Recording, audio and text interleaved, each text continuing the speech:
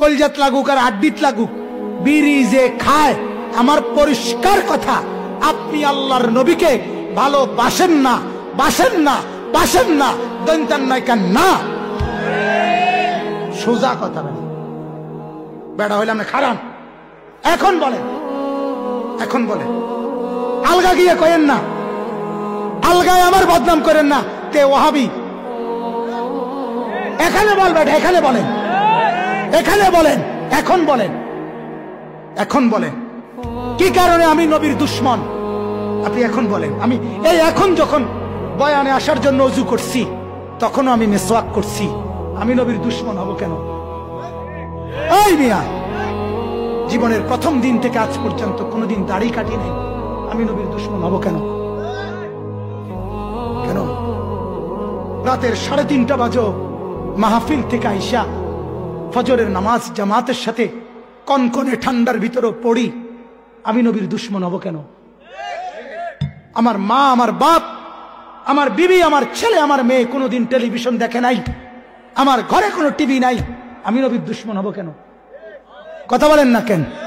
আমি কোনো হারাম রোজগার করি না, আমি কোনো অবৈধ রোজগার করি না, সুদ খাই না, ঘুষ খাই না, কোনোদিন কিস্তি লই না, আমি নবীর দুশ্মন হব কেন?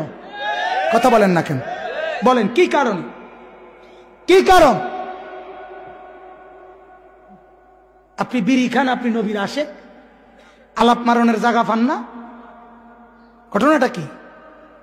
সাদওয়ানে বেড়ি খান, রঙিন টেলিভিশনে নর্তকীর নাচ দেখেন, আমনে নবীর আশেক, কারে হুনানেডি? কথা বলেন না কেন? কারে হুনান, কারেডি? 30 বছর ধরে আপনার ঘরে রঙিন টেলিভিশন চলে, আমনের বেড়া বেড়ি সব ছেলে মেয়ে টেলিভিশনে নাচ গান চায়, আমনে নবীর আশেক। হ্যাঁ, আমরা হুনানিডি, আমরা বুঝি না এগুলা। অতএব কাটসাট কথা আমি বললাম পরিষ্কার বাপ, রাসূলুল্লাহ সাল্লাল্লাহু আলাইহি ওয়াসাল্লামকে কষ্ট দিয়েন না। যে নবী পেঁয়াজের গন্ধ সহ্য করতে পারে নাই, যে নবী রসুনের গন্ধ কাঁচা সহ্য করে নাই, উম্মত আমার কাছে আইসো না, আমার নামাজি বান্দাদের কাছে আইসো না কাঁচা পেঁয়াজ খাইয়া, সেই আপনি বিড়ির দুর্গন্ধ নিয়া কেমনে মসজিদে ঢোকেন? কথা বলেন না কেন? শুধু কুলি করলে বিড়ির দুর্গন্ধ যায় না, তাইলে আপনি বলেন মিয়া, একজন মানুষের কষ্ট হয় কিনা? আমি ব্যক্তিগতভাবে হজম করি, অনেক সময় কষ্ট করে সহ্য করি, কিছুই বলি না কোনোদিন। কত মানুষ মোয়ানাকা করে, মানে বুক মিলায় আমাদের সাথে, সাধারণ অনেক মানুষও, কেউ চাইলে বুক মিলাই, কিন্তু এই সময়ও বিড়ির গন্ধে এত কষ্ট লাগে, মনে যেন বমি আসতেছে। কি আশ্চর্য কথা! রাসূলুল্লাহ সাল্লাল্লাহু আলাইহি সাল্লামকে ভালোবাসা আজকে 40 বছরে বিড়ি খানের অভ্যাসটাই ছাড়তে পারলেন না, আমনে নবীরে ভালোবাসেন, কারে হুনানি মিয়া? বলেন। এজন্য বাপ মাফ করবেন, মনে কষ্ট দিয়ে থাকলে আমারে মাফ করবেন। আল্লাহ তাআলা আমাদেরকে তৌফিক দান করেন, আল্লাহ তাআলা আমাদেরকে কবুল করেন, গুনাহ ছেড়ে দেন, গুনাহ ছেড়ে দেন। রাসূলুল্লাহ সাল্লাল্লাহু আলাইহি সাল্লামের সুন্নতকে ভালোবাসেন, বলেন ইনশাআল্লাহ, বলেন ইনশাআল্লাহ। এই কাগজ, এই পিঠ আর এই পিঠ আলাদা করা সম্ভব তো?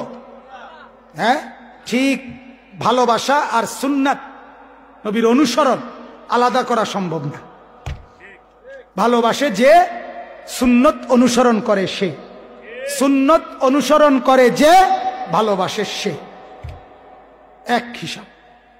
দুই জিনিস আলগা না। সুন্নতে এনে ভালোবাসা হ্যাঁ না, জি না, জি না। যদি মনে করেন আপনার ভালোবাসা বাড়তেছে, তো গুনাহ ছাড়েন। কি ছাড়েন? গুনাহ ছাড়েন। আল্লাহ তাআলা আমাকেও বাঁচান, আপনাদেরকেও বাঁচান। দাড়িবিহীন মানুষ যারা দাড়ি রাখেন, বেপর্দা বিবি পর্দানশীন করেন, ফজরের নামাজ পড়ে না, নামাজে অভ্যস্ত করেন, আল্লাহকে ডাকেন, গুনাহমুক্ত এক জীবন আল্লাহ তাআলা যেন আমাদেরকে দান করে।